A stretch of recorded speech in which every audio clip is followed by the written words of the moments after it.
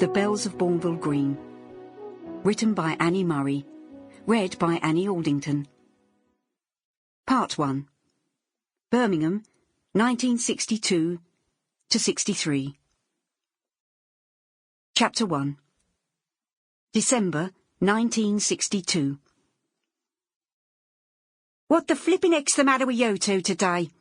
It's Christmas, isn't it? Not a wet weekend in Bognor. They were in the girls' dining room at Cadbury's, which was decked out festively with streamers and tinsel.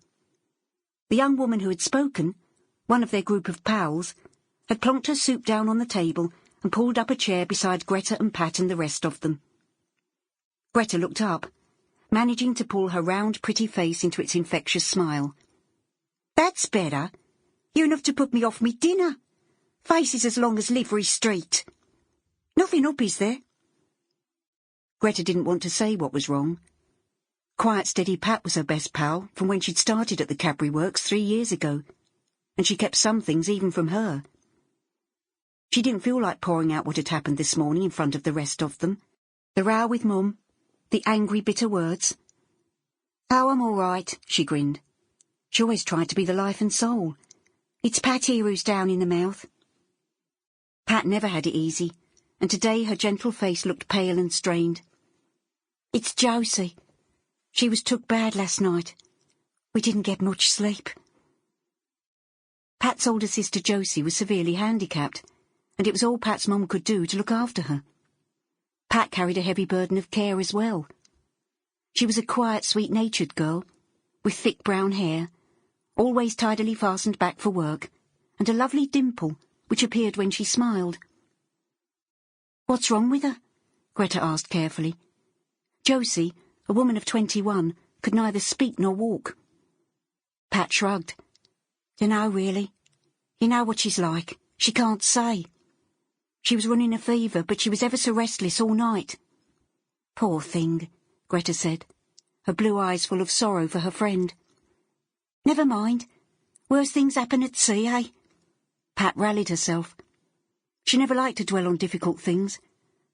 "I'll get this cup of tea down me, and I'll feel better. I'm just a bit whacked, that's all." "I'll bet you are," one of the others said sympathetically. "You coming to the op after? Do you good." Every Monday there was a lunchtime dance in the girls' gym, where they jived and bounced during the dinner hour. "Oh, not today," Greta said. "I'm not in the mood." "Oh dear. You have got it bad, Gret. Eh?" Pat nodded across the room. "There's your mum. Oh, look at her hair." Greta glanced round to see her mother, Ruby Gilpin, advancing across the dining room, like a ship in full sail. She worked at Cadbury's 3 days a week, in the filled block section, where there were a lot of part-timers. Buxom, pink-faced and smiling, she'd given her hair a peroxide bleach yesterday, and it crouched in startling bright lacquered layers on top of her head. She was calling to one of her friends over by the long windows, which looked out over the winter grey of Bournville Lane. She completely ignored Greta, as if she was invisible. "Can't get away from the old lady, can I?" Greta rolled her eyes comically.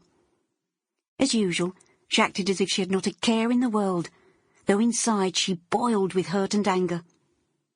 She could still hear the shuddering slam of the front door when she stormed out that morning. The rows had got worse lately, but there had never been one this bad before. But Pat was watching her. "Is everything all right?" she asked softly. "Oh, yeah, course." She brushed it off, nudging Pat in the ribs. "Why wouldn't it be?" Pat's life wasn't easy, but she didn't have a mother who had already got through 3 husbands and several other blokes since, so that you never knew who'd be there when you got home, or what might be going on. Greta avoided taking anyone back to the house. God knows if her employer had any idea how Ruby carried on, she'd surely be out on her ear. Cadbury's, who expected virtuous conduct from their employees, based on their own Quaker principles, were very strict about drinking and moral behaviour. But so far... Sample complete. Ready to continue?